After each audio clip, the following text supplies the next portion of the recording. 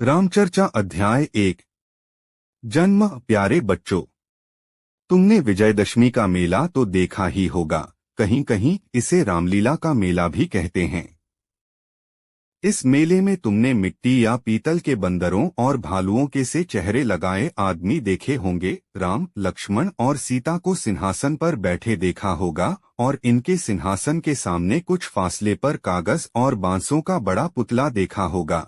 इस पुतले के 10 सिर और 20 हाथ देखे होंगे। वह रावण का पुतला है। हजारों बरस हुए राजा रामचंद्र ने लंका में जाकर रावण को मारा था। उसी कौमी फतह की यादगार में विजयदशमी का मेला होता है और हर साल रावण का पुतला जलाया जाता है। आज हम तुम्हें उन्हीं राजा रामचंद्र की जिंदगी के दिलचहालात सुनाते हैं। गंगा की उन सहायक नदियों में जो उत्तर से आकर मिलती हैं, एक सरजू नदी भी है। इसी नदी पर अयोध्या का मशहूर कस्बा आबाद है। हिंदू लोग आज भी वहां तीर्थ करने जाते हैं। आजकल तो अयोध्या एक छोटा सा कस्बा है, मगर कई हजार साल हुए वह हिंदुस्तान का सबसे बड़ा शहर था। वह सूर्यवंशी खानदान के नामी गिरामी राजाओं की राजधानी थी। हरिश्चंद्र जैसे दानी, रघु जैसे ग्रीब परवर, भगीरथ जैसे वीर राजा इसी सूर्यवंश में हुए। राजा दशरथ इसी प्रसिद्ध वंश के राजा थे। रामचंद्र राजा दशरथ के बेटे थे। उस जमाने में अयोध्या नगरी विद्या और कला की केंद्र थी। दूर दूर के व्यापारी रोजगार करने आते थे और वहां की बनी हुई चीजें खरीद कर ले जाते थे। शहर में विशाल सड़कें थीं। सड़कों पर हमेशा छिड़काव होता था। दोनों ओर आलीशान महल खड़े थे। हर किस्म की सवारियां सड़कों पर दौड़ा करती थीं। अदालतें, मदरसे, औषधालय सब मौजूद थे। यहाँ तक कि नाटक घर भी बने हुए थे, जहाँ शहर के लोग तमाशा देखने जाते थे। इससे मालूम होता है कि पुराने जमाने में भी इस देश में नाटकों का रिवाज था। शहर के आसपास बड़े बड़े बाग थे। इन बागों में किसी को फल तोड़ने की मुमानियत न थी। शहर की हिफाजत के लिए मजबूत चहारदीवारी बनी हुई थी। अंदर एक किला भी था।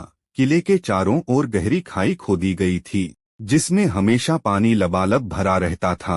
किले के बुर्जों पर तोपें लगी रहती थीं। शिक्षा इतनी प्रचलित थी कि कोई जाहिल आदमी ऊँधने से भी न मिलता था। लोग बड़े अतिथि का सत्कार करने वाले, ईमानदार, शांति प्रेमी, विद्याभ्यासी, धर्म के पाबंद और दिल के साफ थे।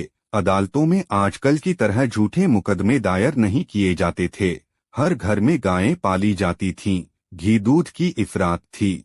खेतों में अनाज इतना पैदा होता था कि कोई भूखा न रहने पाता था। किसान खुशहाल थे।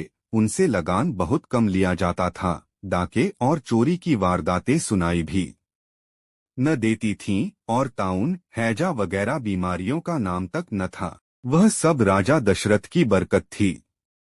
एक रोज राजा दशरथ शिकार खेलने गए और घोड़ा दौड़ाते हुए एक नदी के किनारे जा पहुंचे। नदी दरख्तों की आड़ में थी। वहीं जंगल में अंधक मुनि नामक एक अंधा रहता था। उसकी स्त्री भी अंधी थी। उस वक्त उनका नौजवान बेटा श्रवण नदी में पानी भरने गया हुआ था। उसके कलशे के पानी में डूबने की आवाज सुनकर राजा ने समझा कि कोई जंगली हाथी नहा रहा है। तुरंत शब्दवेधी बाण चला दिया। तीर नौजवान के सीने में लगा। तीर का लगना था कि वह जोर से चिल्लाकर गिर पड़ा। राजा घबराकर वहां गए तो देखा कि एक नौजवान पड़ा तड़प रहा है। उन्हें अपनी भूल मालूम हुई। बेहद अफसोस हुआ। नौजवान ने उनको लज्जित और दुखित देखकर समझाया, अब रंज करने से क्या फायदा। मेरी मौत शायद इसी तरह लिखी थी। मेरे माँ बाप दोनों अंधे हैं। उनकी कुटी वह सामने नजर आ रही है। मेरी लाश उनके पास पहुंचा देना। यह कहकर वह मर गया। राजा ने नौजवान की लाश को कंधे पर रखा और अंधे के पास जाकर यह दुखद समाचार सुनाया। बेचारे दोनों बुढ़े, तिस पर दोनों आंखों के अंधे, और यही इकलौता बेटा उनकी जिंदगी का सहारा था। इसके मरने का समाचार सुनकर फूटकर रोने लगे। जब आंसू जरा थमे तो उन्हें राजा पर गुस्सा आया। उनको खूब जी भरकर कोसा और यह शाप देकर कि जिस तरह बेटे के शोक में हमारी जान निकल रही है, उसी तरह तुम भी बेटे ही के शोक में मरोगे। दोनों मर गए। राजा दशरथ भी रो धोकर यहाँ से विदा हुए। राजा दशरथ के अब तक कोई संतान न थी। संतान ही के लिए उन्होंने 3 शादियां की थीं। बड़ी रानी का नाम कौशल्या था, मझली रानी का सुमित्रा और छोटी रानी का कैकेयी। तीनों रानियां भी संतान के लिए तरसती रहती थीं। अंधे का शाप राजा के लिए वरदान हो गया। चाहे बेटे के शोक में मरना ही पड़े, बेटे का मुंह तो देखेंगे, ताज और तख्त का वारिस तो पैदा होगा। इस ख्याल से राजा को बड़ी तस्कीन हुई। इसके कुछ ही दिन बाद अपने गुरु वशिष्ठ के मशवरे से राजा ने एक यज्ञ किया। इसमें बहुत से ऋषिमुनि जमा हुए और सबने राजा को आशीर्वाद दिया। यज्ञ के पूरे होते ही तीनों ही रानियां गर्भवती हुईं और नियत समय के बाद तीनों रानियों के 4 राजकुमार पैदा हुए। कौशल्या से रामचंद्र हुए, सुमित्रा से लक्ष्मण और शत्रुघ्न और कैकेयी से भरत। सारे राज में मंगल गीत गाए जाने लगे। प्रजा ने खूब उत्सव मनाया। राजा ने इतना सोना चांदी दान किया कि राज में कोई निर्धन न रह गया। उनकी दिली कामना पूर्ण हुई। कहाँ एक बेटे का मुंह देखने को तरसते थे, कहाँ 4-4 बेटे हो गए। घर गुलजार हो गया, ज्योतिहीन आंखें रोशन हो गईं। चारों लड़कों का लालन पालन होने लगा। जब वह जरा सयाने हुए तो गुरु वशिष्ठ ने उन्हें शिक्षा देना शुरू किया। चारों लड़के बहुत ही जहीन थे।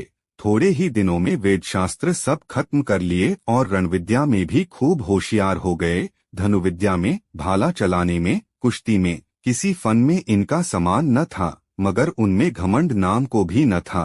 चारों बुजुर्गों का अदब करते थे, छोटों को भी वह सख्त सुस्त न कहते। उनमें आपस में बड़ी गहरी मोहब्बत थी, एक दूसरे के लिए जान देते थे। चारों ही सुंदर, स्वस्थ और सुशील थे। उन्हें देखकर सबके मुंह से आशीर्वाद निकलता था। सब कहते थे, यह लड़के खानदान का नाम रोशन करेंगे। यूं तो चारों में एक सी मोहब्बत थी, मगर लक्ष्मण को रामचंद्र से, शत्रुघ्न को भरत से खास प्रेम था। राजा दशरथ मारे खुशी के फूले न